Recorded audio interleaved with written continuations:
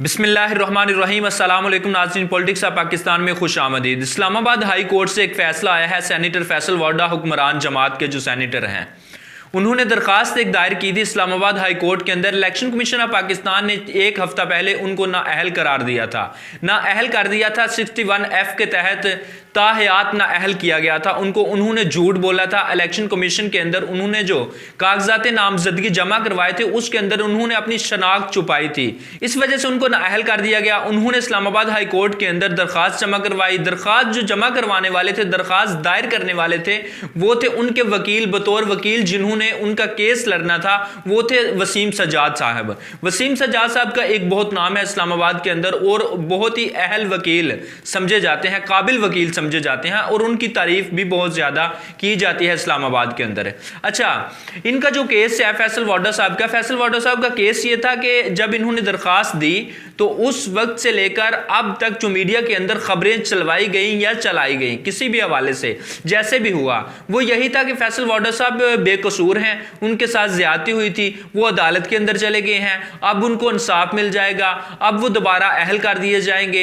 ये जो दरखास्त है इन्होंने जमा करवाई है इसके इवज उनको फायदा होगा और वो इलेक्शन कमीशन ऑफ पाकिस्तान को अदालत के थ्रू एक नोटिस भेज सकेंगे जिससे वो अपने केस को मजबूत कर सकेंगे और अपना केस अदालत के अंदर लड़ सकेंगे, लड़ने के काबिल हो जाएंगे। लेकिन हुआ क्या, होता यह है कि जस्टिस अतर मनीला ने अब कुछ देर पहले यह समाअत की है फैसल वाडा के केस की। फैसल वाडा साहब का जो केस था वो बहुत ही कमजोर केस हो चुका था। 3.5 साल तक ये चलता रहा, कानूनी जंग चलने के बावजूद, लड़ने के बावजूद आगे बढ़ती रही, जब तो फिर जाके उनको नाअहल करार दिया गया।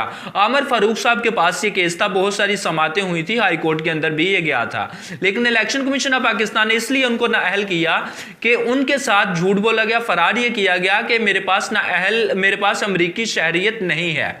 अमरीकी शहरियत थी, इन्होंने दरखास्त दायर की थी शहरियत खत्म करवाने के लिए, लेकिन वो खत्म नहीं हुई। 22 जून 2018 को इनको कॉल आई एक अमेरिकन कौंसलेट की तरफ से कि आपने कुछ और कागजात पर दस्तखत करने हैं, लेकिन उस वक्त उनकी शहरियत अभी तक खत्म नहीं हुई थी। अब इलेक्शन कमीशन ऑफ पाकिस्तान के अंदर इन्होंने 18 जून को और 11 जून को कुछ कागजात जमा करवाए थे कि मेरी शहरियत जो है वो खत्म हो चुकी है या नहीं है, मेरे पास दोहरी शहरियत, लेकिन इनके पास थी। अब ये जो केस है ये बड़ा साफ और वाज़ेह है, इसके अंदर 3 सूरतों में इस केस को निपटाया जाएगा या हल हो सकता है कोई। एक तो ये हल होगा कि इलेक्शन कमीशन ऑफ पाकिस्तान को हाई कोर्ट जो है वो अदालत जो है वो नोटिस भेजे और इस मजीद समातें होंगी, एक तो ये हल हो सकता है। और दूसरा हल ये हो सकता है कि अदालत जो है high court, Islamabad high court जो है वो इस दरखास्त को मुस्तरद कर दे कि ये दरखास्त जो है हम नहीं सुन सकते या इसके अंदर कमज़ोर है, मुवक्कफ जो है वो कमज़ोर नज़र आ रहा है इनका फैसल वाडा साहब का। अब ये दूसरी सूरत है। तीसरी सूरत ये है कि इस्लामाबाद हाई कोर्ट इस केस को ट्रांसफ़र कर देती है सुप्रीम कोर्ट के अंदर कि सुप्रीम कोर्ट इस फैसले के ऊपर नज़रसानी करेगी। ये 3 सूरतें हो सकती हैं, लेकिन फिल वक्त ये जो फैसला है जस्टिस अतर मनीला ने महफूज कर लिया है। अब पता नहीं आगे क्या होगा, लेकिन जो भी होगा अच्छा होगा। अच्छा, जो मैंने आपको बताया है अमेरिकन शहरियत फैसल वाडा ने कहा था नहीं है, जबकि इनके पास अमेरिकन शहरियत थी।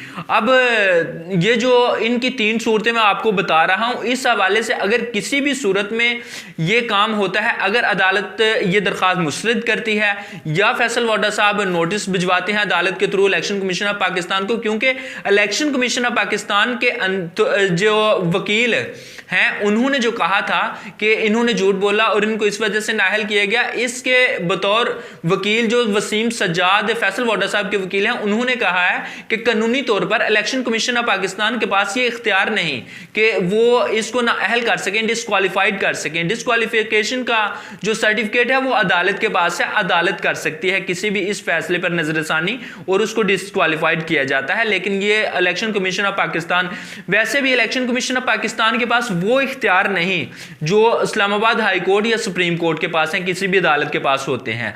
लेकिन कुछ ना कुछ इख्तियार उसके पास हैं। जब उन्होंने कागजात जमा करवाए थे इसके लिए, सेनेट के लिए, तो उस वक्त उन्होंने झूठ तो बोला था, ये तो वाज़ेह है, और अब तक वो बोल रहे थे, कुछ हल्फिया बयान भी वो जमा करवाते रहे, जिसकी बुनियाद पे उनको नाअहल करार दिया गया था। किसी भी सूरत में इनको नुकसान नहीं होगा फैसल वाडा साहब को, वो इसलिए कि अगर दरखास्त मुस्तरद की जाती है फिर भी इनका मौक़िफ़ मजबूत हो जाएगा, और ये मीडिया के अंदर अपनी एक जंग जो है, अपना एक जो मौक़िफ़ है उसको मजबूत करने के काबिल हो जाएंगे कि हमारे साथ ज़्यादती हुई, इलेक्शन कमीशन ऑफ पाकिस्तान ने ये हमें नाअहल किया, जबकि उसके पास इख्तियार नहीं था, क्योंकि उनके वकील जो वसीम सज्जाद हैं उन्होंने दरखास्त इसी बिना पे दी, इसी बुनियाद पे दी, हाई कोर्ट के अंदर जमा करवाई, जिसका फैसला आज महफूज किया है जस्टिस सतर में नल्ला ने।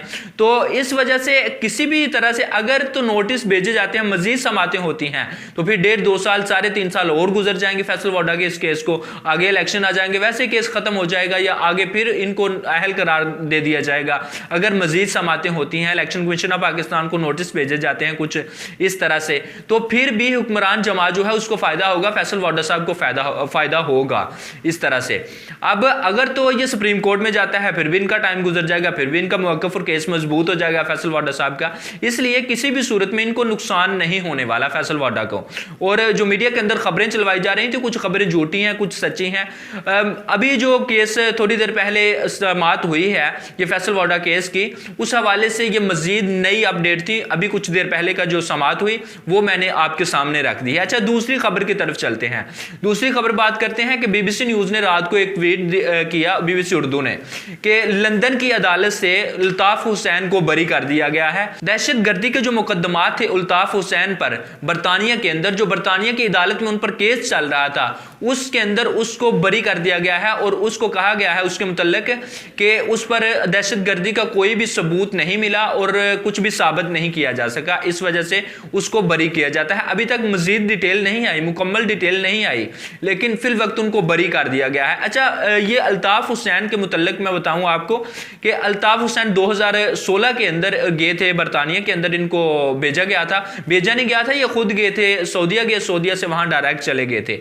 उसके बाद ये होता है कि इसके अंदर वैसे तो ये जो केस बना था 2016 में बना था, वैसे ये बहुत पहले जा चुके हैं बरतानिया के अंदर, और इनका जो काम था पाकिस्तान के अंदर और बरतानिया के अंदर वो इंतहाई शर्मनाक था। वो इस वजह से कि बयानात कुछ इस तरह से, इन्होंने नारा लगाया था पाकिस्तान मुर्दाबाद का, और जो बरतानिया की अदालत थी उसके अंदर भी इन्होंने ये कहा था कि मैंने सिर्फ यही तो कहा कि पाकिस्तान मुर्दाबाद, इसमें बुरी बात क्या है और इसमें मैंने बहुत गलत क्या कर दिया।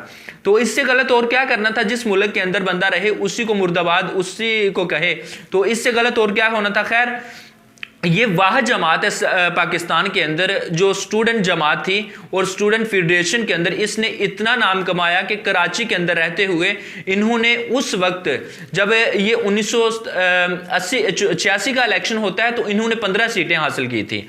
अब 1990 का इलेक्शन हुआ, इन्होंने 13 सीटें हासिल की। 1993 के अंदर इन्होंने बाइकआउट किया था। 1997 का इलेक्शन होता है, इन्होंने जनाब 13 सीटें हासिल करते हैं ये। फिर 2002 का इलेक्शन होता है, ये 19 सीटें हासिल करते हैं। 2008 का होता है, 12 मई 2007 को इन्होंने हंगामा भी करवाया कराची के अंदर, जो बहुत ज्यादा लोगों को कत्ल किया गया था एक फैक्ट्री के अंदर। तो इस हवाले से बल्दिया टाउन फैक्ट्री का भी इन्हीं पे इल्जाम आता है, और बहुत सारे इनके ऊपर इल्जामात हैं।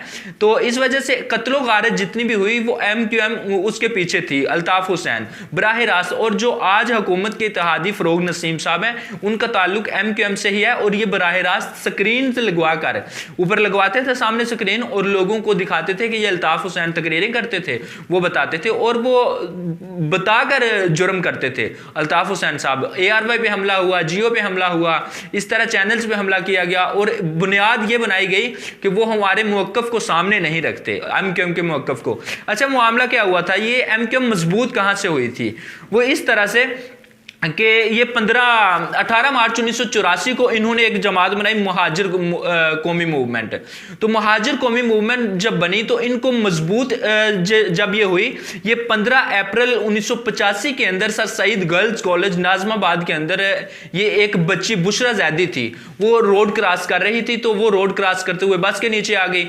अब बस के नीचे आई जब, तो ये महाजिरों से ताल्लुक था इनका, बुशरा जैदी का, ये जो बच्ची थी। तो इसका ये जो बच्ची थी, जो कत्ल हुआ, जो नीचे आ गई, एक्सीडेंट हुआ, हादसा हुआ, तो वो जो ड्राइविंग कर रहा था बस का वो पठान था। अब पठानों और महाजरों की बनती नहीं थी, ये महाजर जमात थी, इन्होंने दंगे फसाद शुरू कर दिए और इतनी देर में दूसरी साइड से कॉलेज के कुछ लड़के आए। उन लड़कों के अंदर फारूक, अल्ताफ हुसैन और 6 से 7 लोग थे। ये आज फारूक बंदयाल भी उन्हीं का हिस्सा था। और उसके बाद अल्ताफ हुसैन उन लीडरों में सिर्फ बचा, बाकी सबको कत्ल कर दिया गया। कुछ ऑपरेशन हुए थे कराची के अंदर, पीपल्स पार्टी ने कुछ ऑपरेशन करवाए थे। अब पीपल्स पार्टी ने जो ऑपरेशन करवाए उनमें सबसे जो मकबूल ऑपरेशन था वो जनाब के जो नक्शे, जनापुर के जो नक्शे खाके बरामद हुए थे। दावा किया जाता है कि खाके बरामद हुए थे, लेकिन इस वजह से उनको बाहर भी भेजा गया।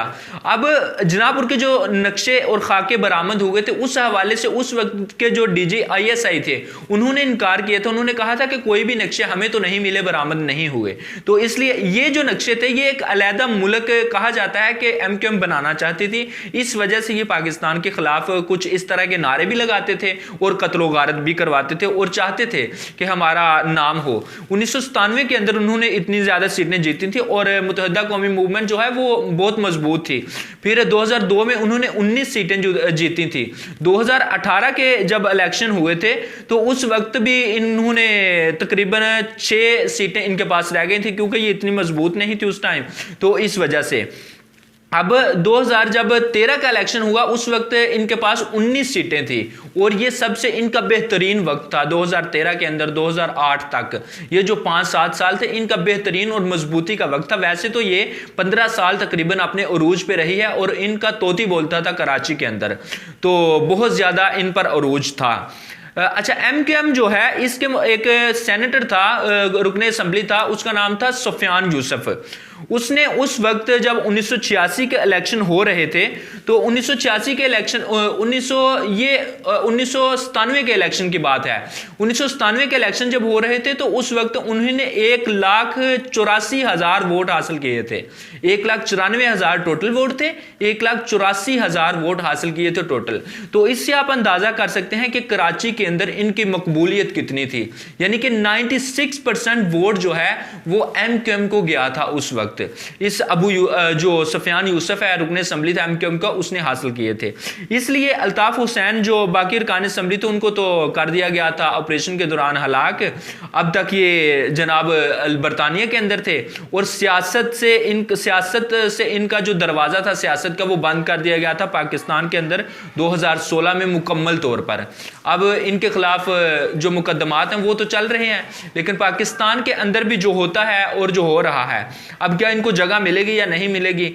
जो पाकिस्तान के अंदर MQM है, पाकिस्तान मुत्तहिदा मूवमेंट, ये क्या करेगी उस हवाले से ये भी देखा जाएगा। और उस फैसले का पाकिस्तान के अंदर अल्ताफ हुसैन के क्या असरात मुरतब होंगे ये भी देखा जाएगा। आगे आने वाली डेवलपमेंट्स के हवाले से मैं आपको आगाह करूंगा। हमारे इस चैनल को सब्सक्राइब कर दें, घंटी का बटन प्रेस कर दें। अपना बहुत सारा ख्याल रखिएगा। अल्लाह हाफ़िज़।